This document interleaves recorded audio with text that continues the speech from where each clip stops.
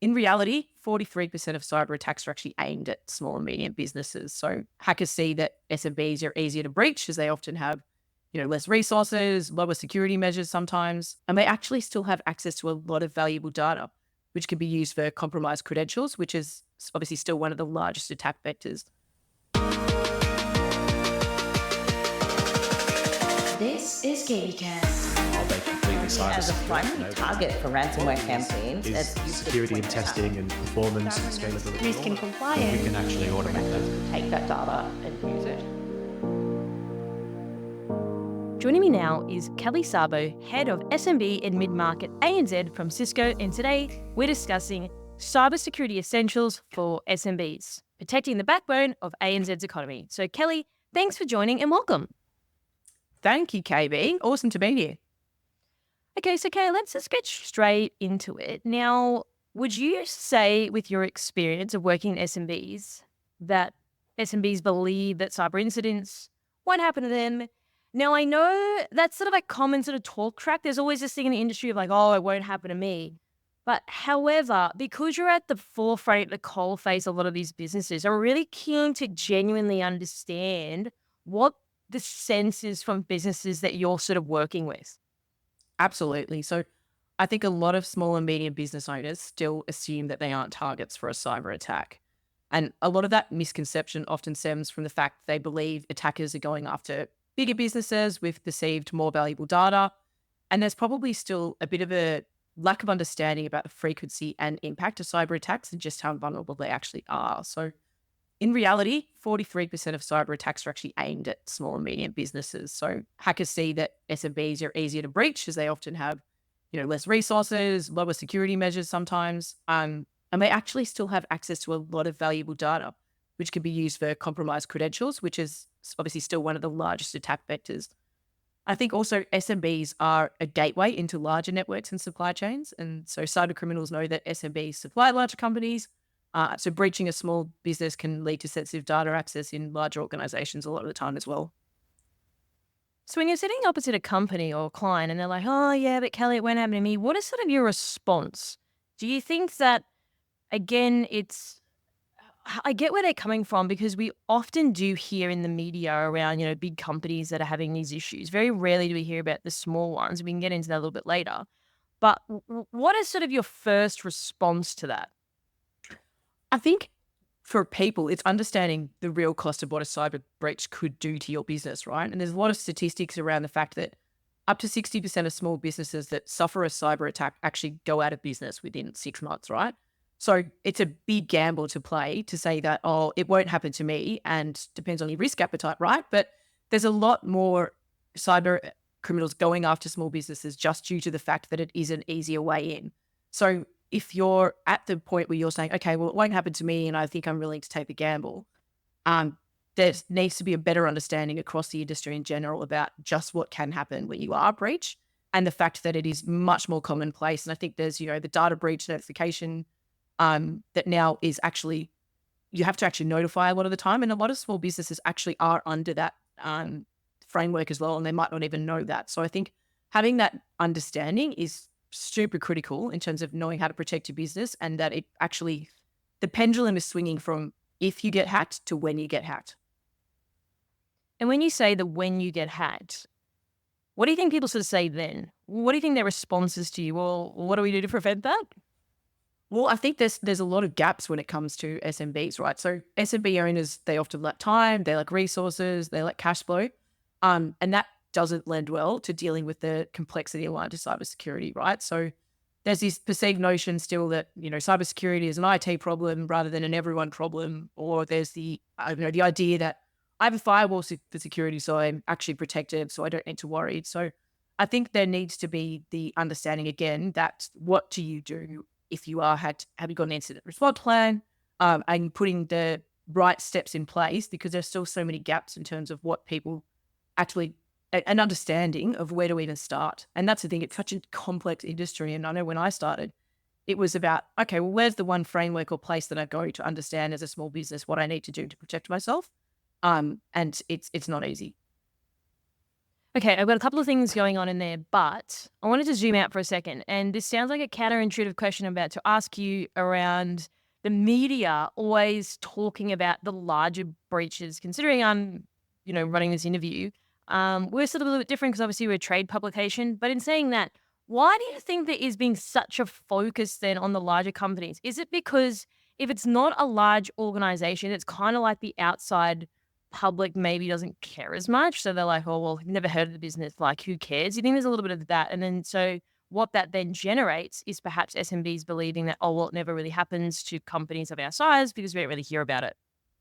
Yeah, absolutely. And I mean, obviously, the big businesses get headlines, Medbank and all those type of things where you realize, okay, I can actually have my data breached for my medical records, right? Which is incredibly terrifying for people. But then if you go that one step down, what about your GP, right? And that's one of the big ones we looked at. There was the GP grants recently where, GPs were given $50,000 to digitize them. What did that mean, right? And you would hope that a lot of them said, okay, we are actually protecting frontline medical records. We need to have an incredibly stringent cybersecurity posture. So I think there is that idea of, big businesses get big headlines. But at the same time, it is still really tough. So there's a lot of government frameworks around what you should do for for big businesses. So Essential 8 is a great example, but that still requires a fair bit of security knowledge to actually implement that. So I think there is a lot of content out there focused on enterprise businesses. And it's easy because there's so much knowledge and everything else. But for small businesses, the one thing that I'm taking at the moment, and we do a lot of work with, Council of Small Business Association Australia. We work with a lot of the big service providers. We work with a lot of industry bodies. And there's a lot more of these businesses coming together. And we're in multiple workshops at the moment where we're all sitting down and saying, how do we actually uplift the overall knowledge for SMBs on cyber? So we have our networking academy at Cisco and Skills for All free courses. And then we're partnering to look at, okay, first and foremost, people need to educate themselves. SMBs also need to understand their regulatory environment surrounding cybersecurity as well, right? So making that easy. But first and foremost, how do you make that content consumable for SMBs? So is it smaller training courses, a couple of hours that you could get across the main hacks that might be aimed at small businesses? Can you download a checklist so you can actually just make it really easy to tick off the things that you need to do to protect yourself? And therefore, if you were hacked, what do you actually do next as well? So I think creating content and making consumable, but really great to see that the industry is actually pitching together in a sort of corporate social responsibility way to say we actually need to uplift the general education. More SMBs are digitizing, which is great, but it means that there's more potential for them to be hacked. So how do we actually work together to protect them and uplift the general knowledge of the population? Because let's face it, if big businesses are reliant on small businesses, right? So if they're getting hacked, they're often a vector into big business, and it's actually their industry and the country as a whole that needs to be involved in this. Okay, so some great points. I want to go back a moment. You touched on something which was interesting. I've been thinking about this, considering my background working in a large enterprise, large corporate in security myself. They got big budgets. So Yeah. what I've often seen, especially in my position and working in the industry historically, would be a lot of these companies out there that are selling these services primarily is they're for enterprises. They're expensive. A small business can't fork out like millions and millions and millions or billions of dollars for all of this stuff. And Yeah. sometimes I used to sit back and wonder, how come no one, or not no one, but a lot of people aren't super focused on, hey, we're just going to create a service and X company who's an SMB doesn't have the time like you mentioned before, and it's just like, we're just going to wrap it up as a service and, we've got all the things covered. I haven't seen a lot of that in the market as opposed to the big enterprise stuff. Again, why do you think that is? Do you think these people sort of just get relegated a little bit? I mean, in our space, we have a lot of managed service provider partners that are trying to do exactly that, right? So that whole, if SMBs don't have huge budgets to fork out initially, and a lot of them are growing, right? So you don't want to set up the infrastructure yourself and then not have it be able to scale with your business. So we have a lot of managed service provider partners that are looking to play that trusted partner and advisor as well, right? Knowing that sometimes SMBs don't have the knowledge. We strongly recommend working with, a partner that can either fork out initially to set up your infrastructure, or alternatively provide a managed service into your business. So it's more of that you are paying a monthly subscription to actually build out your cyber practice, and especially around software as a service and things like that, which will scale up as you grow. So we do have a lot of great partners in this space that are trying to make it bespoke and differentiate and say, okay, what do you actually need? Because I think if you look at the strengthening the posture for SMBs, right? First of all, it has to be simple. And at its most basic, you need to take accountability potentially for updating your own software, backing up your information regularly, and running a risk assessment to understand what the gaps or vulnerabilities are in your business. But then if you're partnering with someone and you're building out your cyber practice, working with that team to understand what are the most prevalent threats to SMBs and start there to protect yourself, looking at budgets, right? You need a layered defense strategy, but where are the actual risks for you? Because I know there's a lot of talk about XDR and SIEMs, and we get customers coming to us and saying, "Oh, I think I need a SIEM," and we're like, "Well, do you, or is that an industry term that you've heard?" Right? So, I think if I look at what I would tell people at its most basic, so start with email. Right? Most phishing attacks are via email, so look at an email security solution. Next is web. If an email does get through, how do you actually block people clicking malicious links, for example? And finally, prioritize multi-factor authentication to stop compromised credentials, right? So implementing MFA adds an extra layer of security, which makes it harder for attackers to gain unauthorized access. And for us, Cisco Duo and Umbrella, which are our web blocking and MFA solutions, are two of the most popular products we actually see in market in the SMB space. So, Okay, so going back to the partner side of things, now, how would a client or an SMB determine who's a good partner?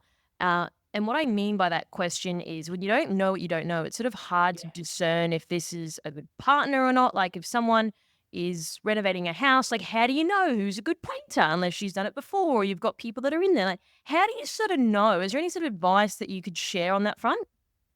yeah, I mean, for us, we are absolutely, like, we're in the market of making sure that our partners have got the necessary information, that they've got the necessary um, skills to actually help our customers, right? So I would suggest coming to us first and foremost, and we will actually sit down, understand what it is that you're looking for.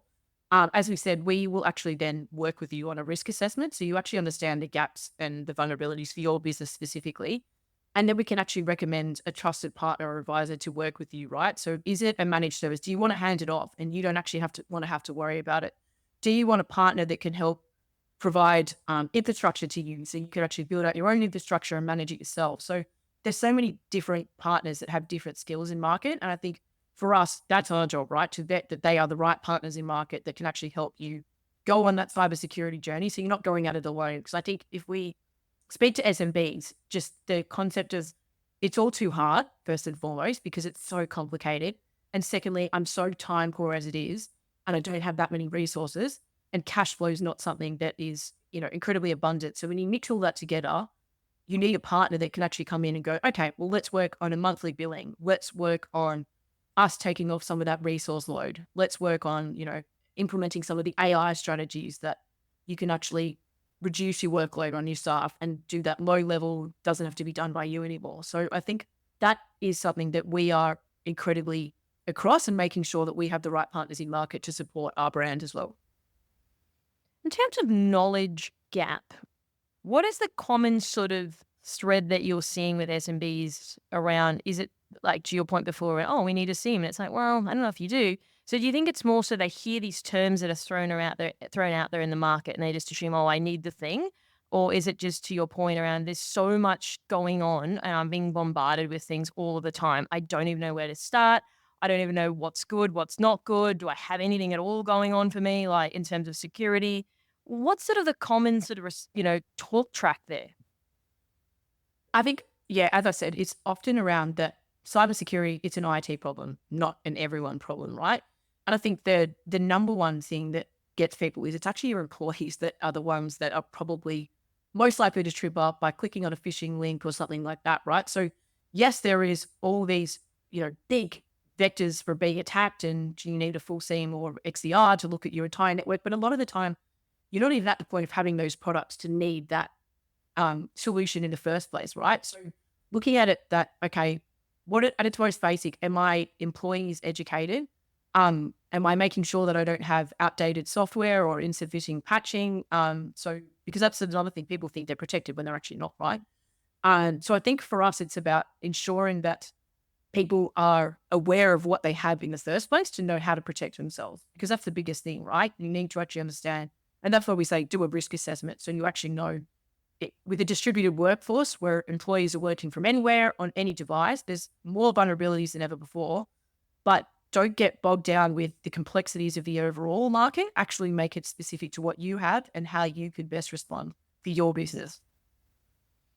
So I flip over now to the content side of things, which you sort of touched on. And again, I thought about this as well. And as we probably both would agree that there is a lot of content out there in the market that's focused on enterprises, government, etc., which isn't super applicable to a lot of SMBs. And you said something before around like making it like um, digestible so people can consume the content that makes sense to them. Where do you think in terms of we should be going then as an industry to perhaps target content that is more digestible to SMBs as opposed to a government or an enterprise? Because you are right on that front. And I think the industry's trying to change that. But again, I mean, I've been in this space for about a decade and I've seen people say we need to do the thing, but I haven't seen the needle moved substantially over the last decade. Yeah, I think that's the thing, putting it back into the hands of the organizations that are at the coal front of working with SMBs is kind of critical. So we're, as I said, members of Council of Small Business Association Australia, and they've got cyber wardens as a program, right? So distilling a lot of that content down to make it a forum that SMBs can actually understand in a language that they use. Because realistically, if you look at Essential 8, some of those frameworks, you already have to have a fairly decent baseline understanding of security to actually even implement what they're telling you to do, right? So I think more and more we are now partnering with organizations that are saying, okay, some of the service providers now are saying, well, we want to create content bespoke for SMBs and get them along to, a couple of hours workshop, knowing that they don't have all day or weeks to kind of sign up to courses and things like that, and making it really consumable with a checklist of what do you actually need to do to tick off, okay, so I need an MFA solution. Well, what is an MFA solution, right? Even that is, it's not accessible language for a lot of people. So understanding that, okay, if my employees are on the go and they are clicking on a link, do I have more than one point of accountability for credentials to ensure that they're not going to be hacked out on the road, or they're not signing up to their public Wi-Fi at the airport, which we've all been guilty of, right? And there's an immediate threat there. So I think there is more and more that the industry bodies are doing, that the service provider partners, and again, a lot of them are still at the point of building it and they don't know what they don't know, right? Because a lot of the time they're not the experts. But for me, it's really refreshing to see that, people are coming to us and say, how do we sit down and build this to make it consumable and something that SMBs can understand and actually execute on as well, right? So it's not information for information's sake. It's really practical and tangible about what they can do to protect themselves for their size of business. Yeah, that's a good point around information for information's sake, because I mean, I've spoken to a lot of people in the industry, as you know, and then the people saying, oh, but you could just look up the NIST framework. I'm like, have you read that framework? It is so long and convoluted. Like, there's no way on earth someone who doesn't understand cybersecurity is going to go and read that and then try to comprehend what that means and then implement it. Like, I feel like sometimes people have this really wild view on how outside people at cybersecurity are really going to implement this stuff. I've heard this a lot. I was a little bit taken aback by that. Like, are you kidding me? Like, no one's actually going to do that. Oh, absolutely. And small business owners are everything. Like, they're the ones running the business. They're the ones trying to do, the financing. They're trying to make sure that they've got enough resources. A lot of the time it's just, you can see why they put it on the back burner, because it's out of sight, out of mind. And it's, okay, well, I just hope I don't get hacked because I then might have to deal with it. But at the moment, it's too complex for people. If you don't even have the baseline understanding of cybersecurity, and that's what I think it's overwhelming. Because when I first took on this job, I sort of put it into Google.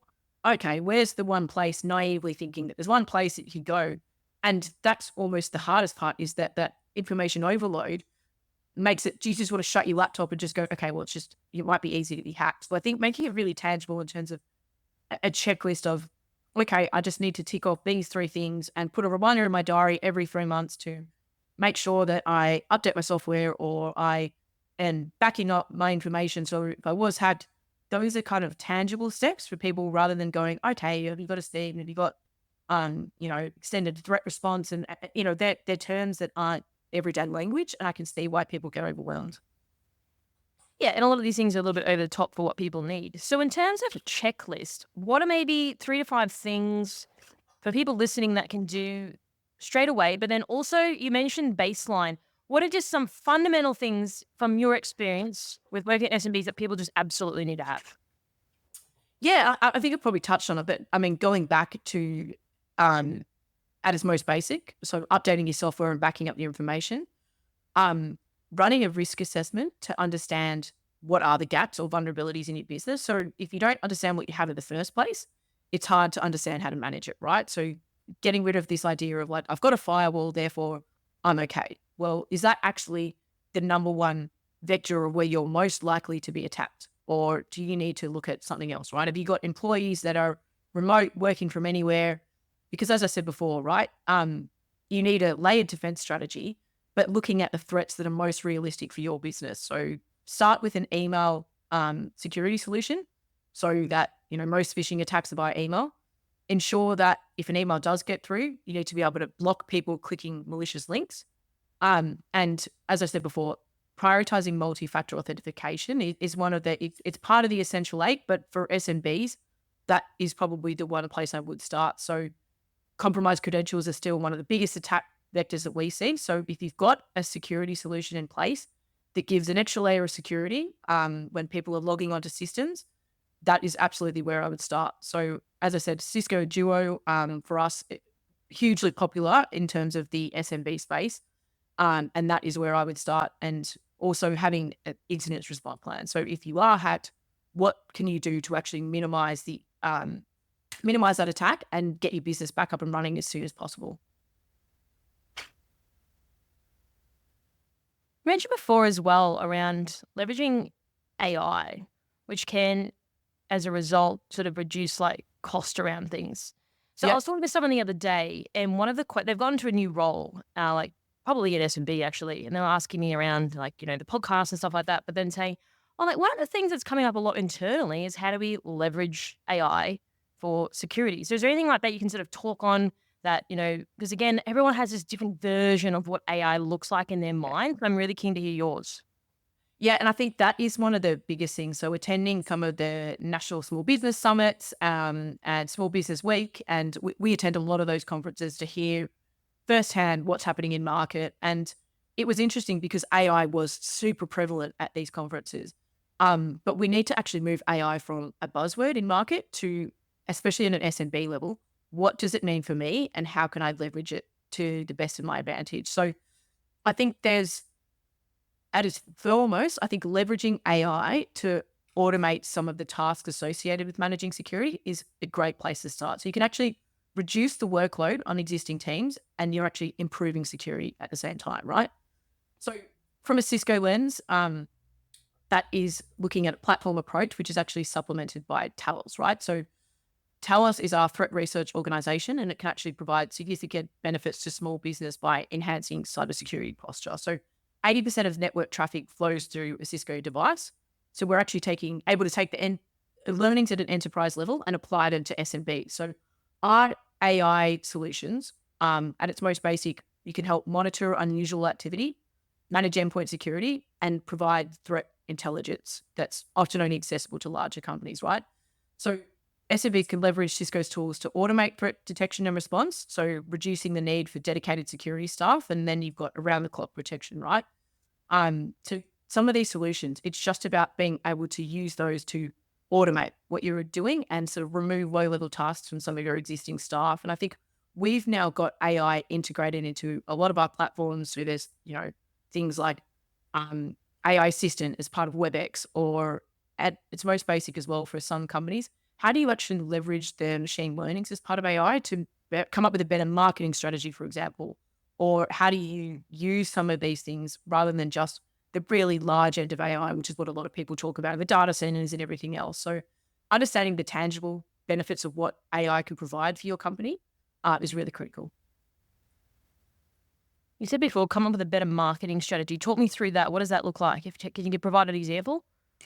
Well, I think for a lot of companies in SMBs, right, they're looking at how do they digitize. So SMBs are incredible in terms of their innovation in market. So I think it's something that 25% more R&D is actually coming from small and medium businesses compared to larger companies, right?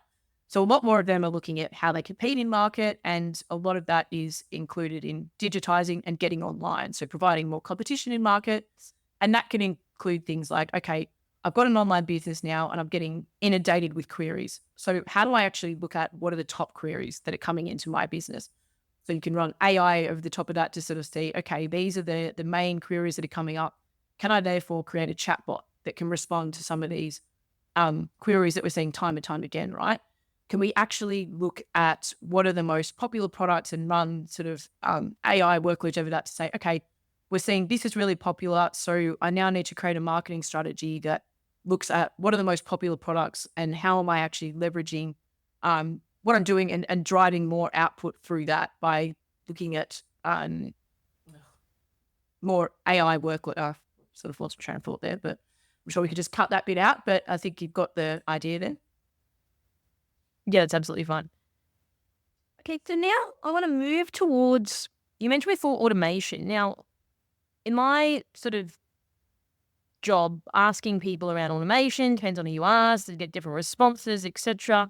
Well, just from what you're saying, Kelly, and what's sort of coming from my mind is that perhaps SMBs are probably more for the automation because they just don't have the bandwidth. They don't have the extra people that a large corporate or enterprise has to do the extra things. So would you say the adoption towards automation, etc., is there potentially over enterprises just due to the nature of what you said? They are very innovative. They don't have big budgets. Are you seeing that as well?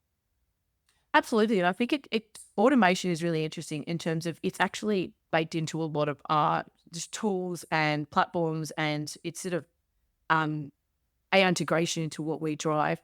The big thing for small and medium businesses is if you don't have a huge team of people and you've got these repeatable tasks that you actually need to automate and outsource, that is critical. So what we are seeing is more and more, small businesses are saying, okay, I want to be able to leverage what AI capabilities there are to automate low-level tasks. So therefore, I can free up my team to actually work on higher value projects, higher value outputs, so I can continue to grow my business.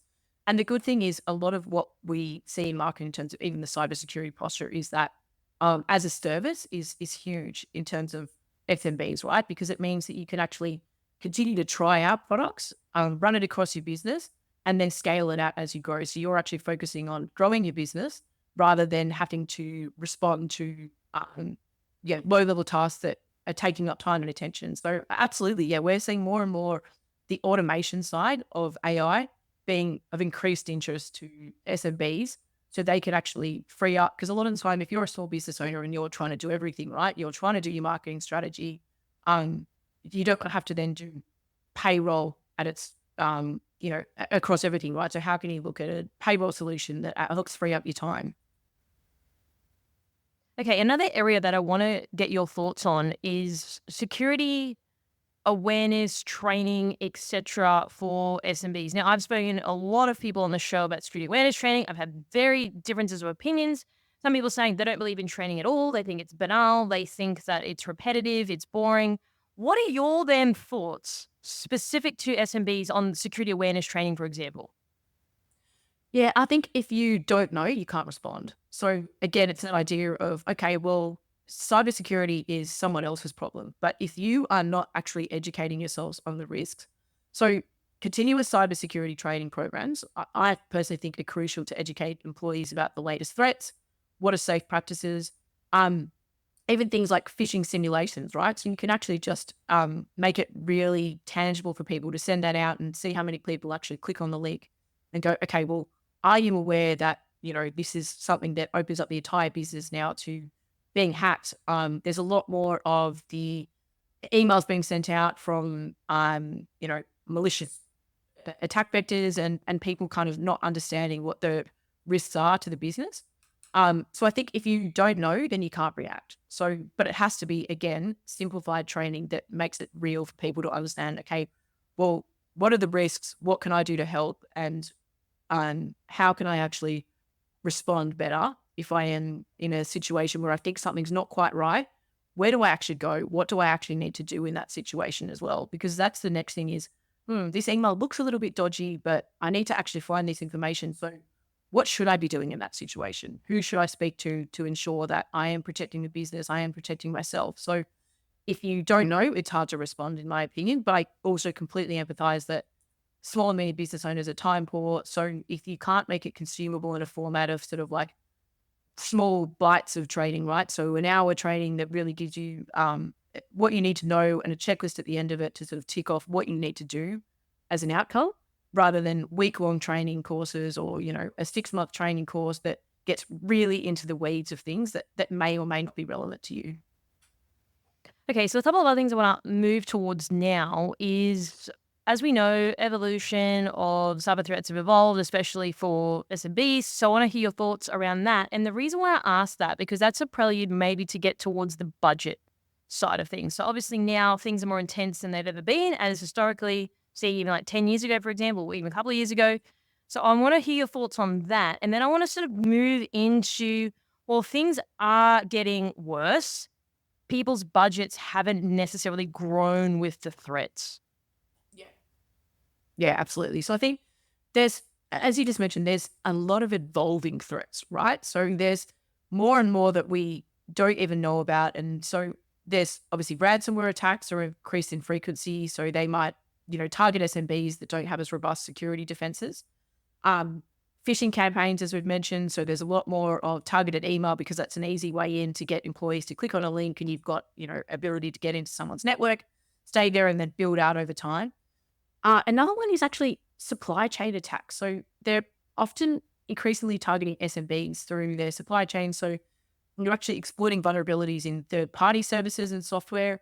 And then obviously, as we said, employees are unfortunately a lot of the time number one in terms of not having that understanding, being out on the road, not having their systems updated or compromised passwords and things like that. So I think to your point, there's more and more attack vectors. So it feels like it's coming from everywhere and people are going, well, where do I even start to ensure that I am protected at its most basic level?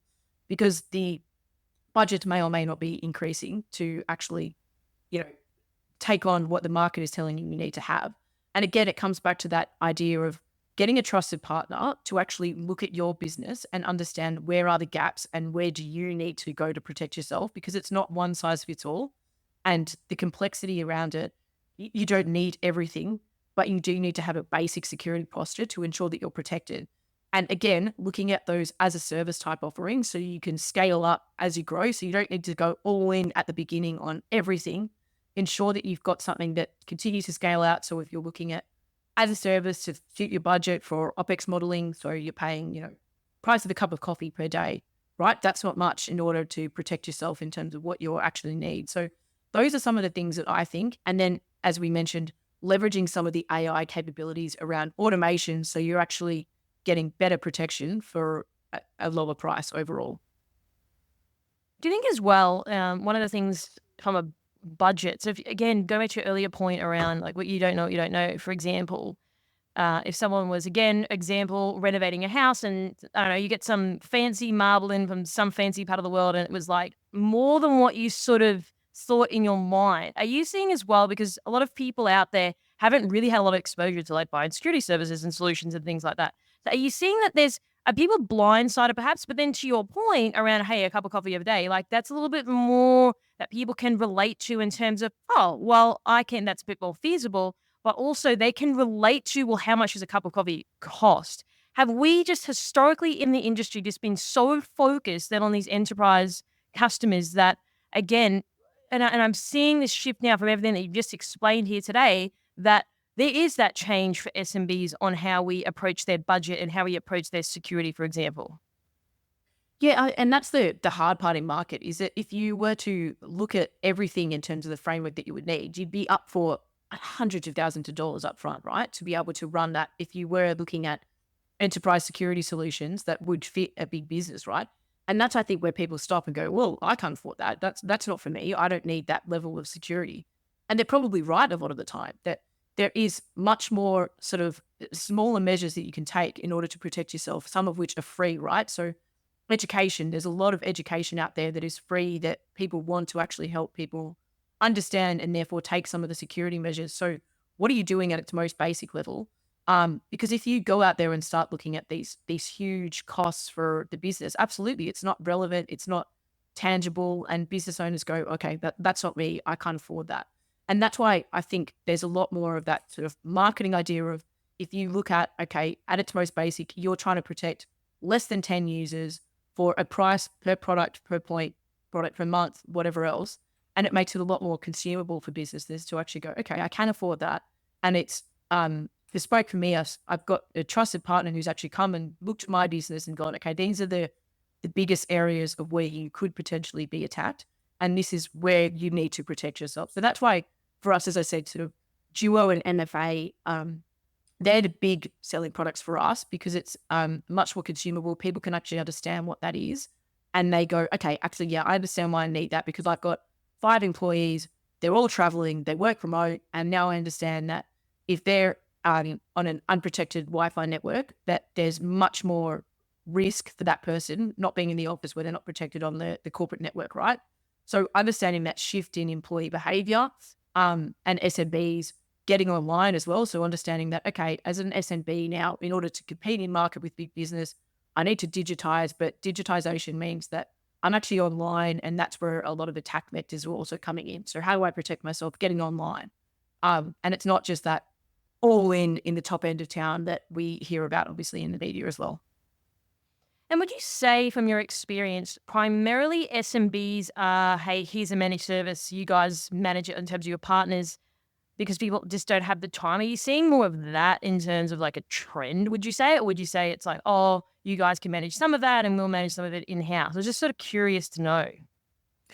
Look, it's a pretty big mixture. And for us, right, with SMBs and depending on size, resourcing, everything else, but we do see that, especially in the cybersecurity space, it's really hard to get resources that understand that there's a bit of a resource drain in cybersecurity. So a lot of people, it's really expensive to get really good cybersecurity professionals into your business, right? So there's a lot more that are saying, actually, I do want to outsource. I do want to find someone that already has that knowledge and can do, pen testing, all that kind of stuff.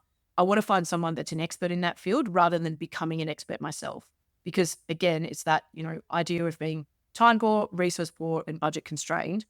A lot more of them are saying, okay, I actually just want to find a trusted partner advisor that will do that for me. And I just pay therefore the per month fee to have peace of mind and know that someone else is actually taking on that for me. Again, though, we do have a lot of customers that are saying, okay, well, I'm building up my business and I want to make sure that I understand what's happening behind the scenes. So I want to build up my own security posture and, infrastructure and everything else. So there's a really mixed bag, but I think at its most basic, a lot more are looking to outsource. And even with the big service providers, for example, I've got a bill with my service provider. What can I actually add on as a monthly billing? Just so I've got one bill to pay. I don't even have to worry. It just comes into that. So I think even at its most basic, being able to look at that as an option is actually great because you're actually taking accountability, but it's still less time that you have to spend thinking about it yourself. So Kelly, do you have any sort of closing comments or final thoughts you'd like to leave our audience with today? I think we, as Cisco, understand that it's incredibly complex. There's more than ever that people need to understand and act on. But I think knowing that you're not alone, that there are other experts out there and there are places to go, come to us and have a conversation and we can actually build out from there what you need to do as a business to protect your business, not protect the entire market, and don't get confused with what other people are doing. Make it tangible and make it easy for you. And that starts with having a conversation to actually acknowledge, okay, I know I need to do something. I don't know what it is yet. It's an incredibly complex space, but even just having that conversation and starting to put forward some of those really basic checkpoints, that's a great place to start, in my opinion.